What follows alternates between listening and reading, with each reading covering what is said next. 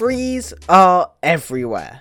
They come in all sorts of shapes, sizes and species, and they truly are what makes this game so beautiful.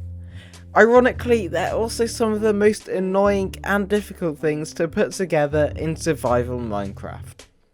And while the painstaking, resource-intensive aspects of making custom trees will always stay the same, I can give you 10 awesome tree designs for you to use around your world. So anyway, let's get right into them.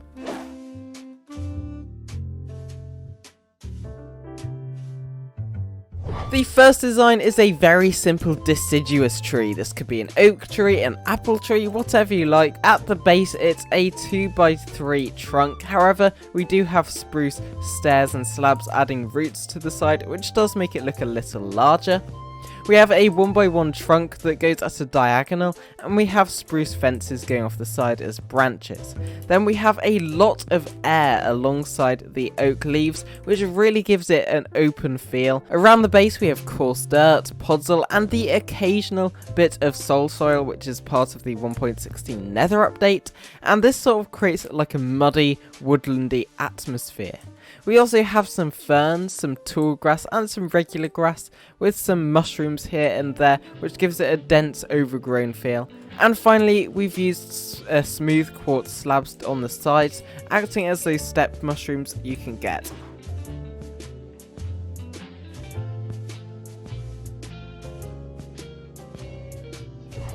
Next up we have the birch tree, and similar to the oak tree, this was most likely going to be a very common tree in your world, especially for woodlandy areas. Now, unlike the oak tree, this one has a split in the trunk. Of course you can have that with the oak trees, and you don't have to have a split in the trunk for every tree. I'm just showcasing the variety you can have. But instead of using the spruce to smooth it out, I've actually used the quartz stairs. You could probably use different blocks, even the diorite stairs could look quite nice, but I feel like this looks the best if you have access to it. I also have diorite walls for the branches and birch leaves placed in a similar fashion to the previous tree.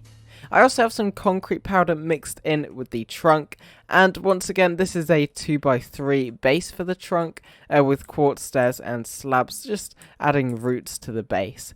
And since this is most likely not going to be in quite a dense of an area, it won't be quite as overgrown, I've just added some coarse dirt and some podzol, this time no soul soil because it looks a bit muddy, which I don't think works as well in this aesthetic. And I've just got some cornflowers and grass, making it look a little overgrown, but not quite overgrown as the previous one.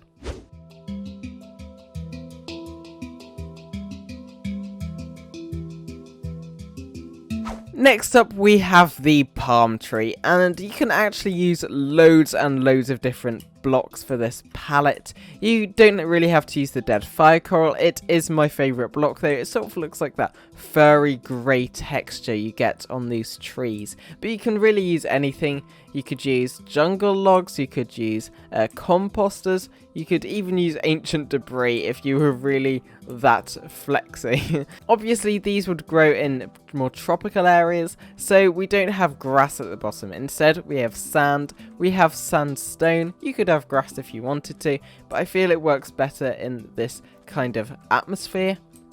We have some fallen coconuts using flower pots. It does look a bit strange from above, but it does really look fine from the sides. And we've got andesite stairs and slabs which give it a nice slope upwards. Then we just have a mop. It's almost like a hairstyle of jungle leaves which look fantastic, and we've actually got some coconuts hanging off it using ferns inside flower pots, and these work perfectly. Like, they look almost attached to the blocks, which is perfect for this scenario. It's a really great build hack, if I do say so myself.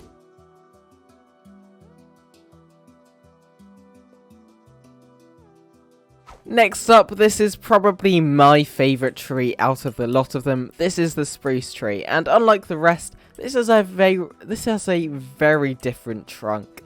This has once again a 2x3 base, and it just goes straight up. It could slant at the side, make it look a bit more windswept, but this design, I prefer it looking a bit straighter, and it's definitely a lot easier to build that way. But as you get to the top, it actually gets a bit thinner. This time we're using nether bricks and then dark oak fences on the top, which makes it go thinner the higher it goes. Then I've used dark oak fences as branches. Now, you definitely want them 2 or 3 blocks long at the bottom, but as you go further up, you go to 2, to 1, and to then just no branches of that size at the top, making it go thinner almost as a triangular shape, but a very rough, natural looking one.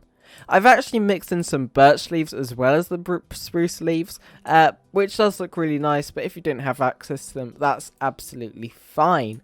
I've also added some brown mushrooms at the bottom. It sort of looks like fallen pine cones in my opinion. I've got some podzol and some coarse dirt. Podzol obviously comes naturally with the spruce trees, and then we've got some grass, some ferns, some snow, and some nether sprouts, which actually looks like frozen stubs of grass, which also look really nice, and it adds a lot of blue colour to the base, making it look really frosty and nice.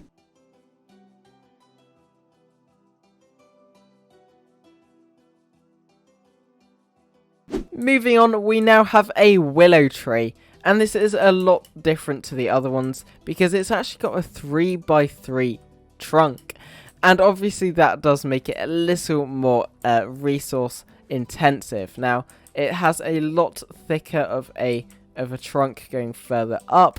It has the dark oak stairs and slabs and fences as well with the dark oak wood just to smooth it out a tiny bit more, and then we have a very dense top, but it's sort of like a flat top, not quite as random and sporadic as the previous ones. It's more like the acacia tree that we'll move on to later, but it's still a bit messier. It has some vines coming down. Make sure to add string at the bottom so they don't grow any further, and you can dictate what heights they grow at.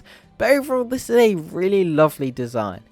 Around the base we have some grass paths, some podzol and some regular grass, acting as a very marshy landscape. We have a much cheaper variation of the quartz slabs. We had the steppe mushrooms, and these are the dead coral fans. Now, in my personal opinion, these don't look quite as good just because they're grey. I prefer the white aesthetic, but of course these do look really nice. You can actually walk through them, which you may want, and they're also mob proofing free, so you don't need to add carpets or anything if they're on the top layer, unlike the slabs.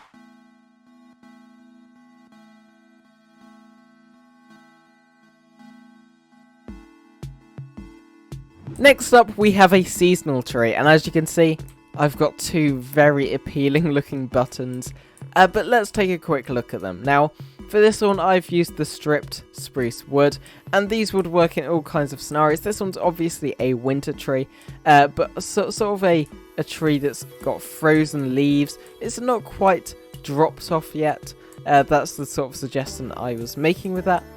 For this palette I've got snow blocks mixed in, white stained glass, ice and light blue stained glass. If you've got light sources, you may not want to use the ice in case it melts, but I think this looks really great. And around the base we have a similar design to the spruce one, except we have some ice and some snow layers, suggesting some frozen fallen leaves are gathering up at the base of it. But overall, this is also a really nice design.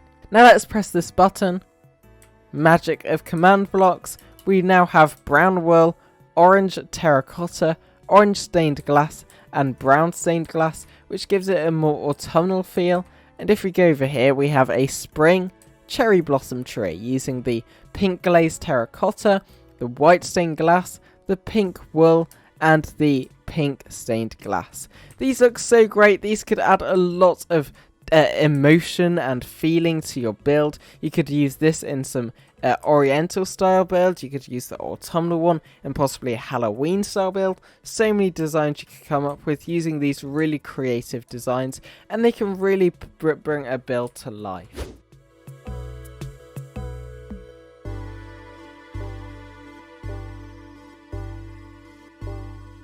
Next up, the Acacia Tree is a really lovely looking tree for the savanna biome. Now, unlike the rest of the trees, this is a very neat looking tree. It actually has a really flat looking top with only a few leaves hanging down occasionally. We've got the andesite slabs and walls, just adding some further decoration to it. And around the base we have some sand, we have some coarse dirt, and we have some of the grass paths, just adding some detail.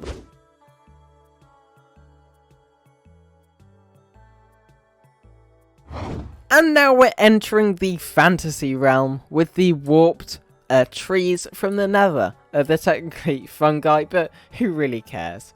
Around the base we have the warped nylium with the nether sprouts, the warped roots, the twisting vines, the warped fungi, and so many other details. The trunk is also a 2x3 trunk with nether bricks adding detail to it.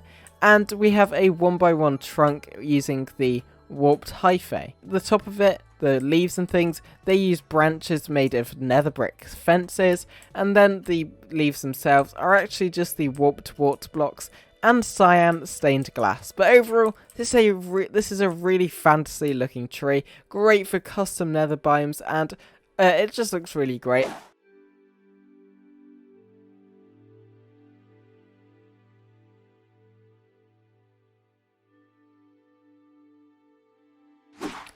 For our penultimate design, we have the polar opposite of this tree.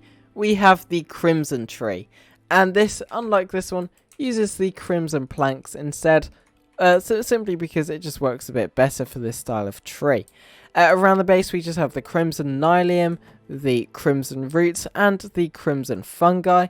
Then we have the 2x3 basic once again, going up with the nether wart and the red stained glass and the crimson fences as leaves and branches. And finally we have the weeping vines going down. Once again, you can have a string right at the bottom to prevent them from going any further, unless you have random tick speed set to 0.